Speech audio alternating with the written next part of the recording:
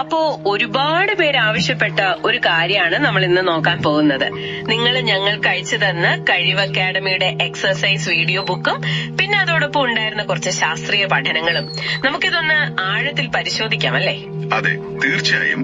വ്യായാമം എന്ന് പറഞ്ഞാൽ വെറുതെ ശരീരം അനക്കുന്നത് മാത്രമല്ല. കഴിവിന്റെ ആ ഒരു ഫിലോസഫിയും ഈ പുതിയ സയൻസും ഒരുമിച്ച് വെച്ച് നോക്കുമ്പോഴാണ് അതിന്റെ ഒരു വലിയ ചിത്രം നമുക്ക് കിട്ടുന്നത്. അതെ, നമ്മുടെ ജീനുകളെ വരെ സ്വാധീനിച്ച് യുവത്വം നിലനിർത്താൻ സഹായിക്കുമെന്നൊക്കെ കേൾക്കുമ്പോൾ തന്നെ ഒരു കൗതുകമുണ്ട്. അവിടെയാണ് ശരിക്കും ഇതിന്റെ ഒരു ഭംഗി കിടക്കുന്നത്. എന്നാ പിന്നെ നമുക്ക് കഴിവിന്റെ ആ വീഡിയോ ബുക്കിൽ നിന്ന് തന്നെ തുടങ്ങിയാലോ? എക്സസൈസ് എന്ന വാക്കിലെ ഓരോ അക്ഷരത്തിനും അവരൊരു അർത്ഥം കൊടുക്കുന്നുണ്ട്. എനിക്കിത് വളരെ എളുപ്പമുള്ള ഒരു രീതിയായിട്ട് തോന്നി. ശരിയാണ്. അതിൽ ഏറ്റവും പ്രധാനം ഇ എന്ന അക്ഷരമാണ്. അത് 3 തവണ വരുന്നുണ്ട്. എനർജി, എൻഡ്യൂറൻസ്, പിന്നെ എൻജോയ്മെന്റ്. അതെ, ഊർജം, സഹനശക്തി, പിന്നെ ആസ്വാദനം. വ്യായാമം ഒരു ശിക്ഷയായിട്ടല്ല, മറിച്ച് ആസ്വദിച്ച് ചെയ്യേണ്ട ഒന്നായി കാണുമ്പോഴാണ് അത് ജീവിതകാലം മുഴുവൻ നമ്മുടെ കൂടെ ഉണ്ടാവുക. അതാണ് അവരുടെ തത്വത്തിന്റെ ഒരു കാതൽ. അതിൽ എക്സ് എന്നതിന് എക്സ്പ്ലോർ പൊട്ടൻഷ്യൽ എന്ന് കൊടുത്തിരിക്കുന്നത് ഞാൻ ശ്രദ്ധിച്ചു. അതായത് നമ്മുടെ സാധ്യതകൾ കണ്ടെത്തുക, പക്ഷെ പ്രായോഗികമായിട്ട്. എപ്പോഴും ഒരേ വ്യായാമം ചെയ്യുന്നതല്ലേ എളുപ്പം? അതൊരു നല്ല ചോദ്യമാണ്. കഴിവിന്റെ കാഴ്ചപ്പാടിൽ എല്ലാം ഊർജമാണ്. നമ്മൾ ഒരേ കാര്യം തന്നെ എപ്പോഴും ആവർത്തിക്കുമ്പോൾ നമ്മുടെ ഊർജവും ഒരു പ്രത്യേക തലത്തിൽ ഒരു ബ്ലോക്കിൽ നിൽക്കും.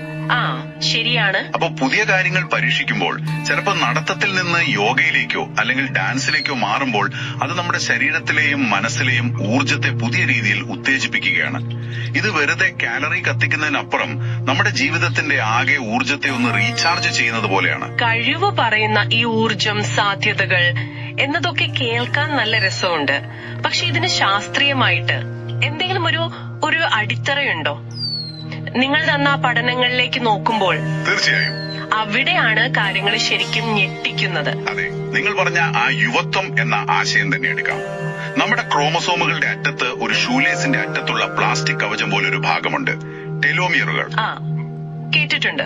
ഓരോ തവണ നമ്മുടെ കോശങ്ങൾ വിഭജിക്കുമ്പോഴും ഇതിന്റെ നീളം കുറഞ്ഞുകൊണ്ടേയിരിക്കും. വാർദ്ധക്യത്തിന്റെ ഒരു പ്രധാന കാരണം ഇതാണ്. എന്നാൽ ചിട്ടയായ വ്യായാമം ഈ കവചങ്ങളെ സംരക്ഷിക്കുമെന്നാണ് പഠനങ്ങൾ പറയുന്നത്. ഒന്ന് നിർത്തിയേ. അതായത് ജനിതകമായി നമ്മളെ ഏകദേശം 9 വർഷം വരെ ചെറുപ്പമായി നിലനിർത്താൻ സഹായിക്കുമെന്ന്. 9 വർഷമോ? അത്ഭുതം തന്നെ. അപ്പൊ കഴിവ് പറയുന്ന ആ ഊർജം സംരക്ഷിക്കുക എന്നത് വെറുമൊരു ഫിലോസഫി അല്ല, നമ്മുടെ കോശങ്ങളിൽ നടക്കുന്ന ഒരു യഥാർത്ഥ പ്രക്രിയയാണ്. അതെ, കൃത്യമായി പറഞ്ഞാൽ അത് തന്നെ. വിഷാദ രോഗത്തിന് ഈ ആന്റി ഡിപ്രസന്റ് മരുന്നുകൾക്ക് തുല്യമായ ഫലം വ്യായാമത്തിനുണ്ടെന്ന് നിങ്ങൾ നൽകിയ രേഖകളിൽ പറയുന്നുണ്ട്. അതെങ്ങനെയാണ് സാധിക്കുന്നത്? അതിന് കാരണം വ്യായാമം ചെയ്യുമ്പോൾ നമ്മുടെ തലച്ചോറിൽ BDNF എന്നൊരു പ്രോട്ടീൻ ഉൽപ്പാദിപ്പിക്കപ്പെടും. BDNF? അതെന്താണ് സംഭവം? ഈ BDNFനെ തലച്ചോറിന്റെ ഒരു വളം എന്ന് വേണമെങ്കിൽ നമുക്ക് പറയാം. ഇത് പുതിയ തലച്ചോറിലെ കോശങ്ങൾ വളരാനും അവ തമ്മിലുള്ള ബന്ധം ശക്തിപ്പെടുത്താനും സഹായിക്കുന്നു. ഓക്കേ. വിഷാദരോഗമുള്ളവരിൽ സാധാരണയായി ഇതിന്റെ അളവ് കുറവായിരിക്കും. അപ്പോ വ്യായാമം ചെയ്യുമ്പോൾ നമ്മൾ തലച്ചോറിന് ആവശ്യമായ വളം കൊടുക്കുകയാണ്. കൊള്ളാം. അപ്പോൾ ലോകാരോഗ്യ സംഘടന പറയുന്ന ആ ആഴ്ചയിൽ 150-300 മിനിറ്റ് വ്യായാമം എന്നത് വെറുമൊരു കണക്കല്ല, നമ്മുടെ തലച്ചോറിനും ശരീരത്തിനും നമ്മൾ കൊടുക്കുന്ന ഒരു അത്ഭുത മരുന്ന് തന്നെയാണത്. അതെ, ഒരു അത്ഭുത മരുന്ന്. പക്ഷേ ഇത്രയും തിരക്കിട്ട ജീവിതത്തിൽ നമ്മൾ ഇത് എങ്ങനെ ഒരു ശീലമാക്കും? അതാണ് പ്രധാന ചോദ്യം. അവിടെയാണ് കഴിവിന്റെ എൻജോയ്മെന്റ്, അതായത് ആസ്വാദനം എന്ന തത്വം വീണ്ടും പ്രസക്തമാകുന്നത്. നാളെ മുതൽ 2 മണിക്കൂർ ജിമ്മിൽ പോകണം എന്നല്ല ഇതിനർത്ഥം. അല്ല. നിങ്ങൾക്ക് സന്തോഷം നൽകുന്നത് എന്താണ്? ചിലപ്പോൾ ഒരു പാട്ട് വെച്ചൊരു 15 മിനിറ്റ് ഡാൻസ് കളിക്കുന്നതായിരിക്കാം. അതായിരിക്കും നിങ്ങളുടെ തുടക്കം. അതൊരു ജോലിയല്ല, നിങ്ങളുടെ ഊർജം കൂട്ടാനുള്ള ഒരു വഴിയാണ്. പിന്നെ സുഹൃത്തുക്കളോടൊപ്പം ചേരുമ്പോൾ അത് കൂടുതൽ രസകരമാകും. ശരിയാണ്. അപ്പോൾ നമ്മൾ ഇന്ന് ചർച്ച ചെയ്ത പ്രധാന കാര്യം ഇതാണ്: കഴിവിന്റെ കാഴ്ചപ്പാടിൽ വ്യായാമം എന്നത് ജീവിതത്തിലെ ഊർജത്തെ കൈകാര്യം ചെയ്യാനും ആസ്വദിക്കാനുമുള്ള ഒരു വഴിയാണ്.